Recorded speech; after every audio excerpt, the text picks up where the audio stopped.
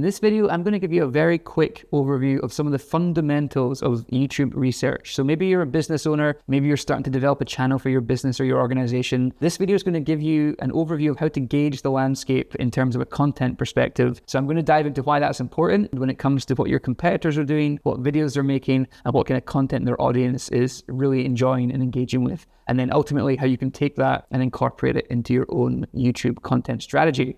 For the purpose of this video, and to make things a little bit more succinct in the way that I'm explaining this, I'm going to pretend to be working for a no-code company, and this no-code company wants to expand their presence on YouTube, presumably to drive website traffic and lead generation to their products or offerings. That's why I'm taking on this hypothetical guise of a no-code company if I was starting out on YouTube. So without further ado, let's dive in. I've got a Miro board prepared, and I'm going to take you through 5 or 6 steps. Hopefully this is a very quick video. Again, I'm not going to look at third-party tools or more advanced tools or plugins. This is all freely accessible on YouTube and just using the YouTube platform and its features to showcase how to do a bit of research. Okay, so step 1 is as simple as going onto YouTube itself. And what I want you to do is just go into the platform, go to the search bar. The search bar is your new best friend here. And type in a keyword, a very broad keyword that's related to your industry or your field or your profession that you want to start developing content around. So my initial broad keyword would be no code in this instance. If you were doing something with UX, it might be UX design or web development, sustainable food practices, anything like that. Keep it quite broad and general at this point. But you're going to type in the term no code into the YouTube search bar. And you're not going to hit enter, but what you will notice here is that YouTube gives you a list of autocomplete suggestions, and these can just drop down under the search bar here. And what these autocomplete suggestions do is represent what viewers and users on the YouTube platform are actually searching for around this kind of broader search term. So you can see here, if I type in no code, you get no code app builder that drops down. You get no code SaaS, website builder, app, AI, tools, development. You've got a whole list of things here. So already in about 5 or 10 seconds, you've got a kind of fairly broad general list of content direction that you could take. And already there's, I think for the no-code topic here, you've got about 8 or 9 viable directions that you could start to produce content in. So that was step 1. You've not even hit return yet, but moving on to step 2, and that is the YouTube search autocomplete. So as I've mentioned already, you saw that list of autocomplete suggestions that have come down, and these represent kind of longer tail keywords surrounding that the orbit of that original broad keyword. So YouTube showcases the top search queries, as I've mentioned, and it'll give you an initial list of content directions. So what do you do with that? Moving on to step 3, you hit enter on the button and you hit return, and then you will be taken to the search results page on YouTube. So this is when you type in something into YouTube, you hit return, and you get fed a list of videos that YouTube thinks are the most relevant or entertaining content relating to that search term that you've entered. And here we can see the initial offerings for no code. So what does this screenshot actually show us?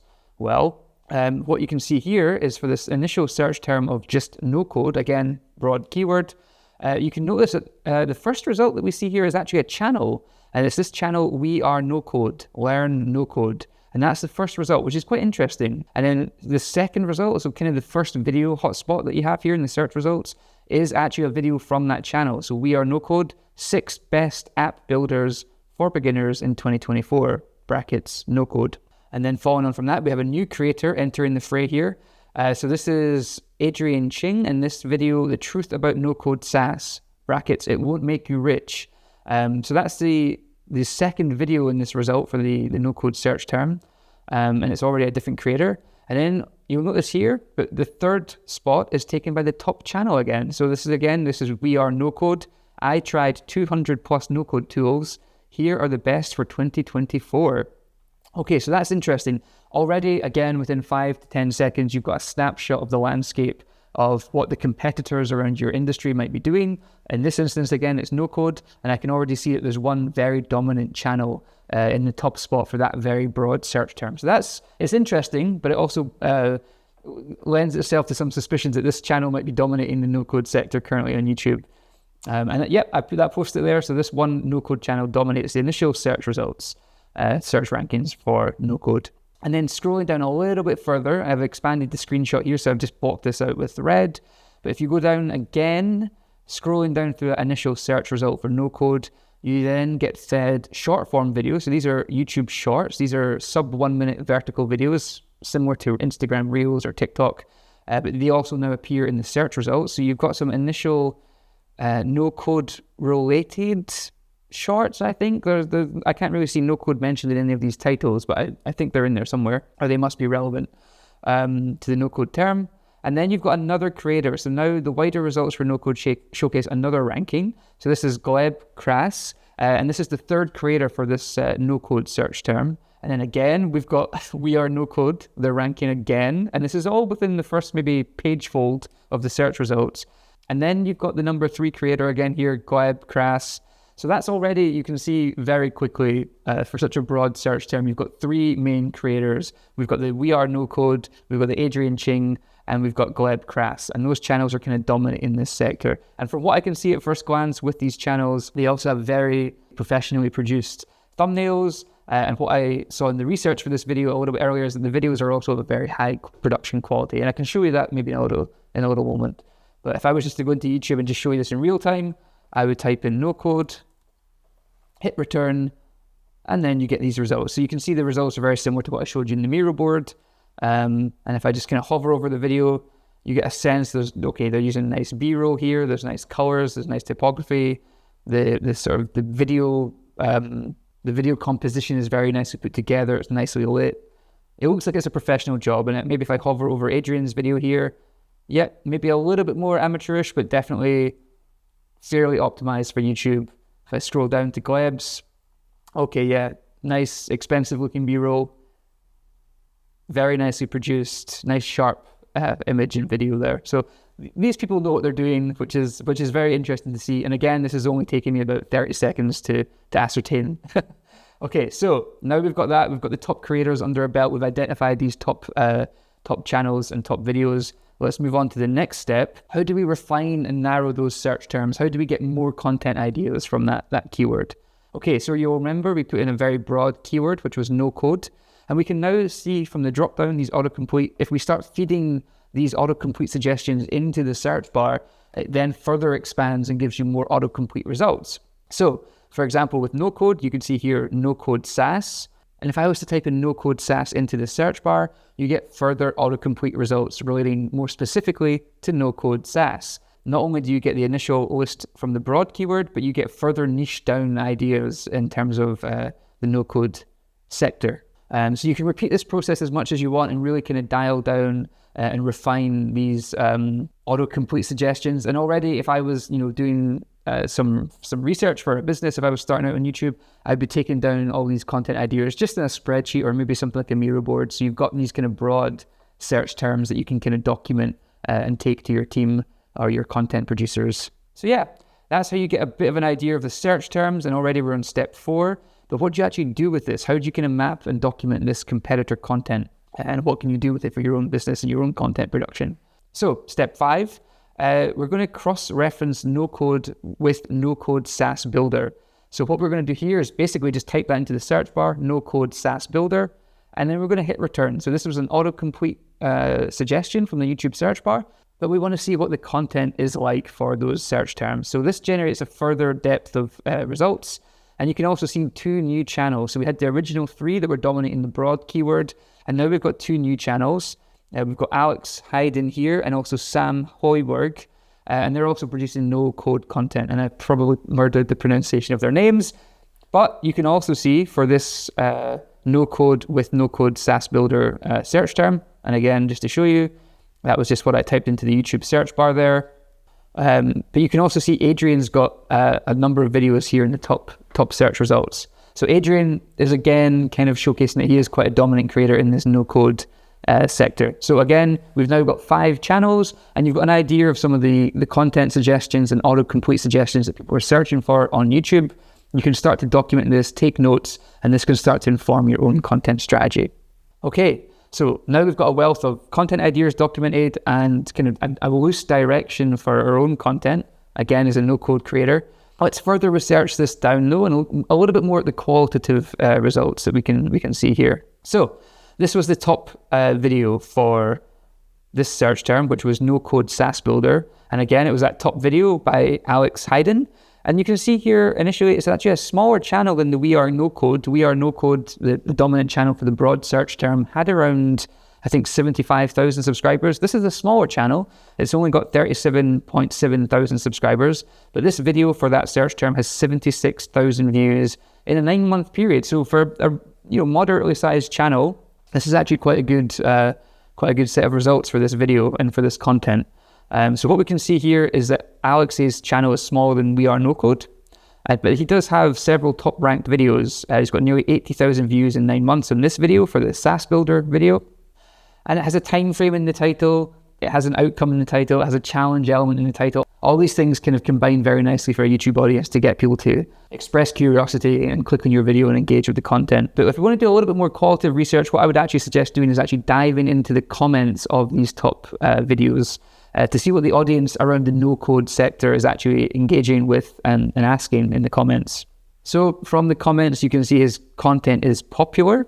It seems to resonate very well with the no-code audience. And it's also racked up nearly 200 comments to date at the time of filming this video, which is great. It's a really strong sign of engagement. So I've taken a screenshot of the comments here, and just to go through some of them and pick out some of them to give you a bit of a qualitative feel to the research here.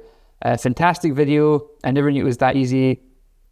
Great video, amazing content. So these aren't just superficial comments. These aren't just thumbs up or emojis. These are people expressing real gratitude at the value that Alex has provided here in this video. And as I say, the comments are overwhelmingly positive, grateful, and expressive. And it's very clear that the community, the no-code community, seems to value the teachings and information that's in his content. So this is just a very quick, qualitative way that you can gauge the validity of content topics. How does this inform your initial content strategy? Well, firstly, just to recap, in the last 5 minutes alone, we've identified the top creators. So we already know, who the top 5, 10 creators are just from the initial search results and the results that have been provided by YouTube. We've also identified which creators we could potentially collaborate with, tapping into their audience and tapping into their kind of traffic on YouTube. And we've also curated a wealth of topics and content ideas with the videos that are performing well for that no-code area already. So we've already got this. This is, again, hopefully all within about 5 minutes. It takes virtually no time and it's completely free to do, as you've seen.